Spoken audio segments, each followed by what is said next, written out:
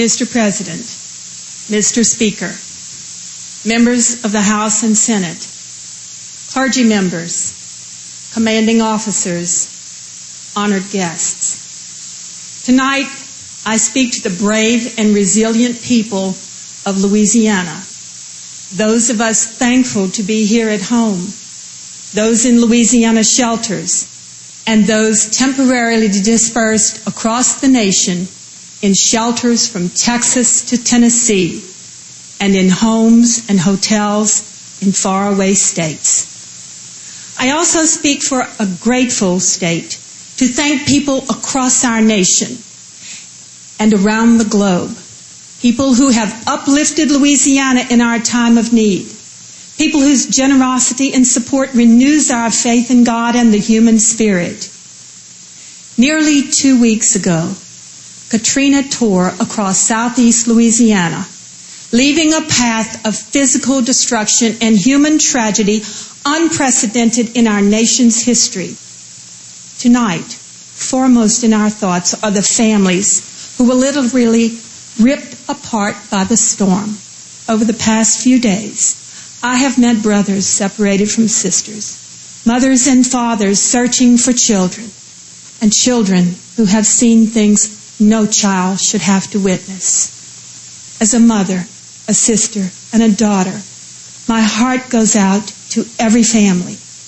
And we all know that family stretches beyond blood to embrace the neighborhoods and communities that form the fabric of our lives. To the displaced people of St. Tammany, Washington, Tangipahoa, St. Charles, Orleans, Jefferson, St. Bernard, and Plaquemines parishes, your loss is our loss. As your governor, I pledge that I will not rest until every Louisiana family and community is reunited.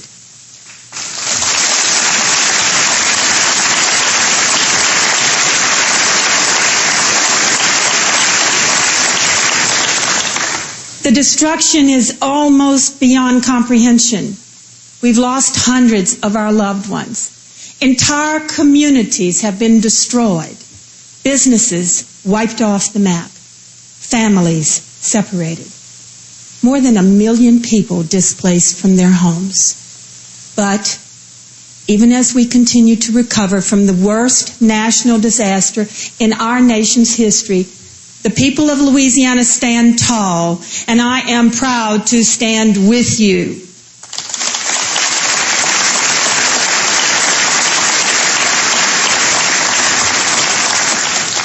We all know that there were failures at every level of government, state, federal, and local. At the state level, we must take a careful look at what went wrong and make sure it never happens again. The buck stops here. And as your governor, I take full responsibility. Now, before I talk about the work ahead, I must offer thanks on behalf of a grateful state. When I called on the people of Louisiana to respond, they rallied in overwhelming numbers. First responders and ordinary citizens put aside concerns for their own safety and demonstrated a heroic courage. It is impossible to name every group involved, but tonight we have a few representatives with us, and I'd like them to stand. Police officers, firefighters, doctors and nurses, members of the National Guard, Coast Guardsmen, helicopter pilots, and wildlife agents. These are our heroes. We thank you.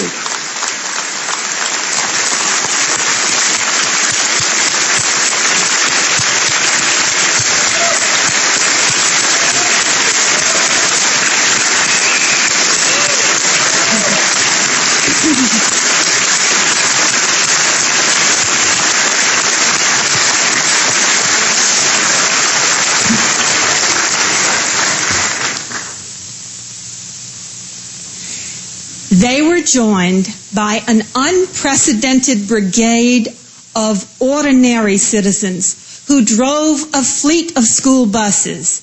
We commandeered and they steered hundreds of private boats down flooded streets and toiled without pause to rescue at least 70,000 people.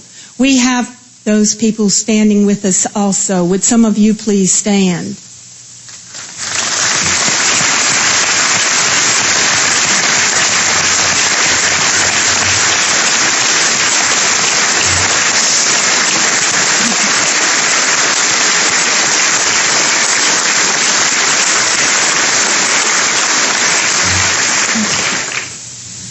I want the world to know what we know. We are brave, we are resilient, and we will prevail.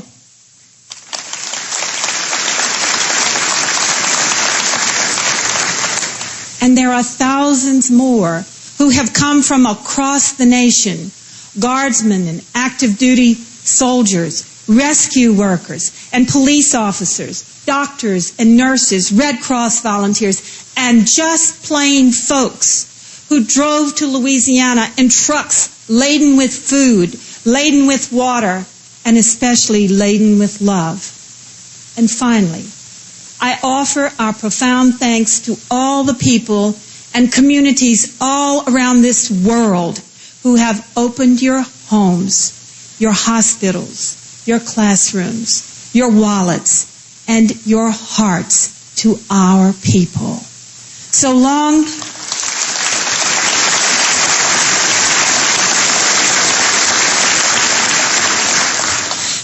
as the Mississippi River flows to the sea, we will never forget your generosity. We all know that there are lessons to be learned from this tragedy.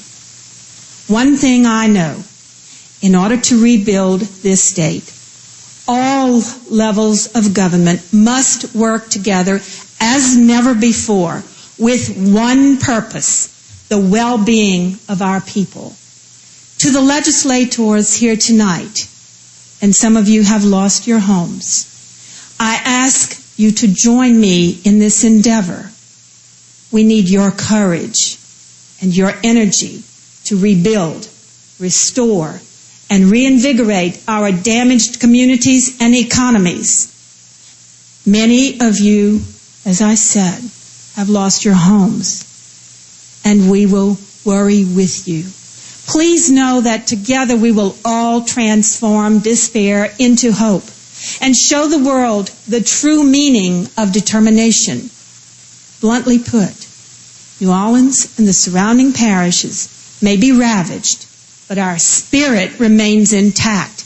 To anyone who even suggests that this great city should not be rebuilt, hear this and hear it well. We will rebuild.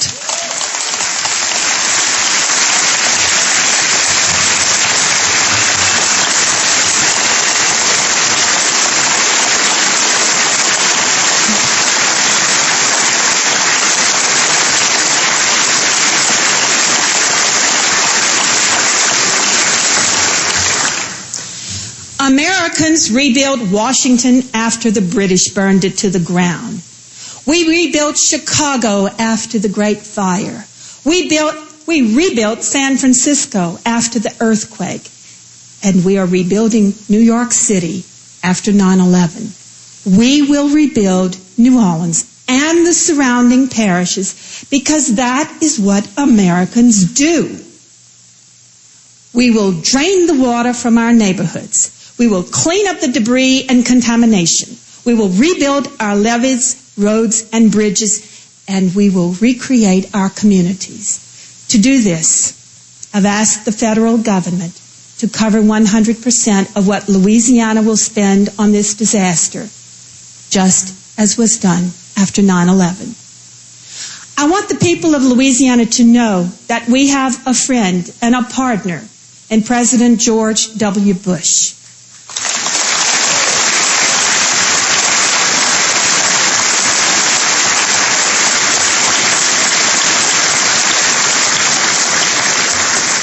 I thank you, Mr. President, and I thank the Congress for your initial investment in our immediate recovery and relief. We cannot rebuild without you. I assure the Congress and every American taxpayer that every nickel will be properly spent. I will appoint an outside financial accountability advisor, someone of unquestioned character and reputation, to work with our Inspector General, Legislative Auditor, and Commissioner of Administration to safeguard this investment. I'm also issuing an executive order directing state agencies to limit spending and allowing them to put state employees to the best possible use in this recovery. I'm confident in our unified congressional delegation led by Senators Landrieu and Vitter. I know they will champion a significant economic package, a long-term investment to create jobs, to rebuild housing, and restore communities. I'm requesting that Congress finally give Louisiana our fair share of federal energy revenues so that we can properly protect ourselves with stronger levees and a restored coastline. I'm also working with our delegation to bring immediate help for our citizens, including significant financial help to rebuild homes and return our families, tax relief and loans to keep our businesses afloat, and an extension of unemployment benefits. This package will help us reach our top goal, bringing our people home.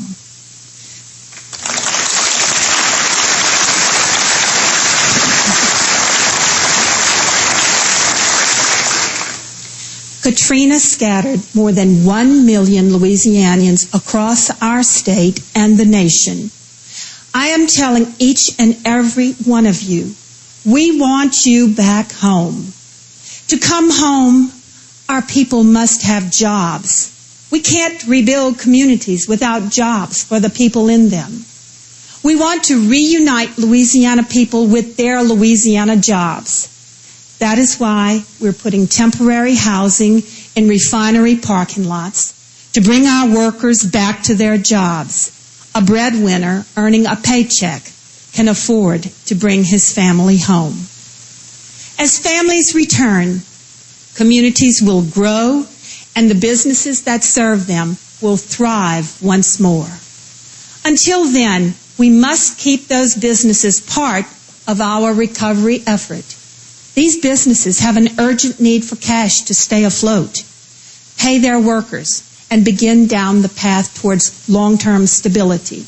We must first put Louisiana people and Louisiana firms to work rebuilding Louisiana. I've told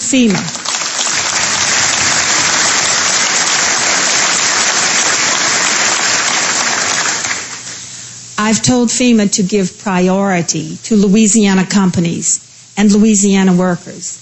I want to see Louisiana's engineers designing reconstruction projects, Louisiana's bankers financing them, Louisiana's contractors building them, and Louisiana's workers on the job. I have called upon FEMA to not only look first at Louisiana's businesses, but to pay them in a timely fashion and not force them to wait the usual 6 months. They will not survive without this consideration. State government will train Louisiana workers for the recovery and reconstruction. I have called on the federal government to do the same. The resurrection of Southeast Louisiana is progressing. Lights are coming on in the Central Business District of New Orleans. Banks are opening in Jefferson Parish.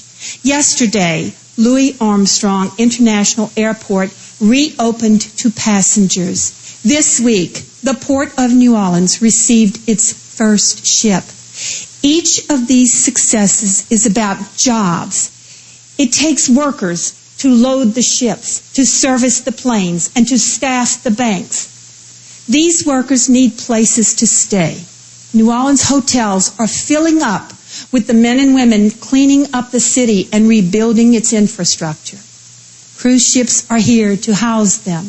This is temporary and only a start. America has never confronted a housing crisis of this magnitude.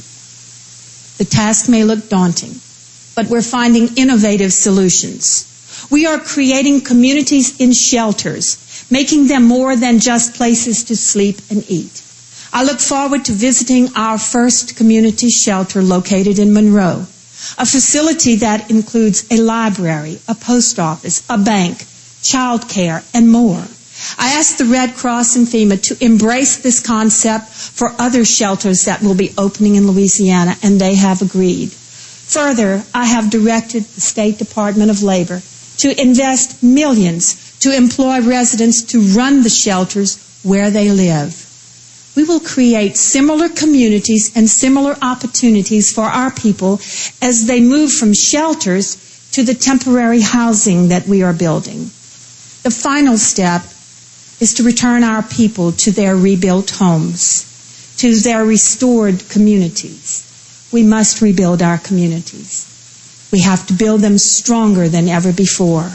Any good architect will tell you that you don't restore a structure without correcting its flaws. But you restore it in a way that improves the original design while preserving its unique character and its spirit. We're not going to simply recreate the schools of New Orleans the way they were. Tonight I'm calling on all Louisianians and all Americans to join an historic effort to build a world-class quality system of public education in New Orleans. Our children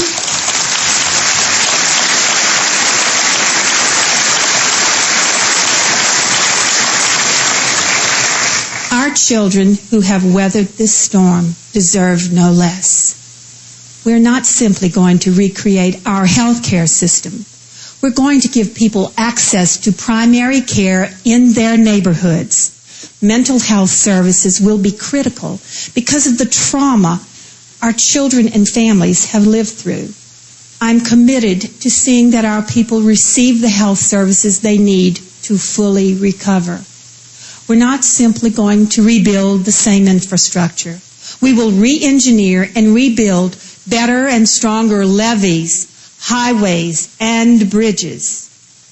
I hired former FEMA Director James Lee Witt to cut through the red tape and help our mayors and parish presidents get access to what their people need to recover and rebuild. I've asked James Lee to work closely with Admiral Thad Allen, who is managing the federal recovery effort. I'm glad both are here tonight. Let me ask them to stand. Would you please stand, Admiral Allen and James Lee?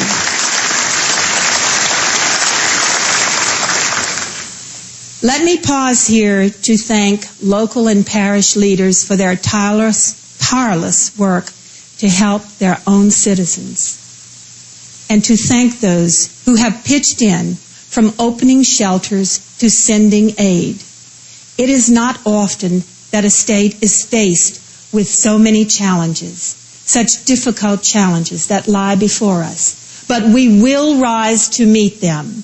In this time of challenge, we draw strength from the wellspring of our faith and the power of those who lift us in prayer from all corners of the earth. And the loved ones we lost will always be in our prayers as we honor their lives by creating a better state. A passage from the book of Job reminds us that we can and will prevail. You will be secure and will not fear. You will forget your misery. You will remember it as waters that have passed away. And your life will be brighter than the noonday. Its darkness will be like the morning. And you will have confidence because there is hope. You will be protected and take your rest in safety. Dear God, please bless the people of the state of Louisiana and bring all of our sons and daughters safely home. Thank you.